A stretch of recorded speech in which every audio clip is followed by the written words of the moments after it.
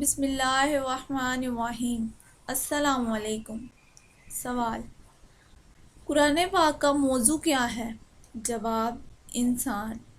سوال: قرآن پاک میں لفظ اللہ کتنی بار آیا ہے؟ جواب: 2697 بار۔ سوال: خواتین میں قرآن پاک کی سب سے پہلی حافظہ کون تھیں؟ جواب: حضرت حفصہ بنت عمر رضی اللہ تعالیٰ عنہ۔ سوال: قرآن مجید میں سب سے کم استعمال ہونے والا لفظ کون سا ہے؟ جواب: زواں۔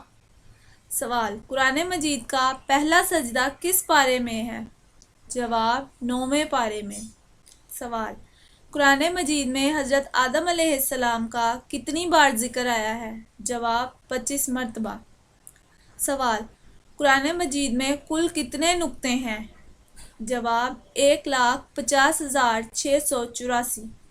سوال: قرآن مجید میں کل کتنے حروف ہیں؟ جواب: 3,02,671۔ سوال: قرآن مجید میں سب سے زیادہ استعمال ہونے والا لفظ کون سا ہے؟ جواب: الف۔ سوال: وہ کون سا پتھر ہے جو آگ میں بھی گرم نہیں ہوتا؟ جواب: حجر اسود۔ سوال: وہ کون سا واحد انسان ہے جس نے شیطان کو گرفتار کیا؟ جواب: حضرت معاذ بن جبل۔ سوال: وہ کون سا جانور ہے جس کی گردن نہیں ہوتی؟ جواب: مینڈک۔ سوال: وہ کون سا پھل ہے جسے ہم خرید نہیں سکتے؟ جواب: محنت کا پھل۔ سوال: زینت القرآن کس سورہ کو کہتے ہیں؟ جواب: سورۃ الرحمن کو۔ سوال: قرآن مجید میں حضرت محمد صلی اللہ علیہ وآلہ وسلم کے کل کتنے نام ہیں؟ جواب: 102۔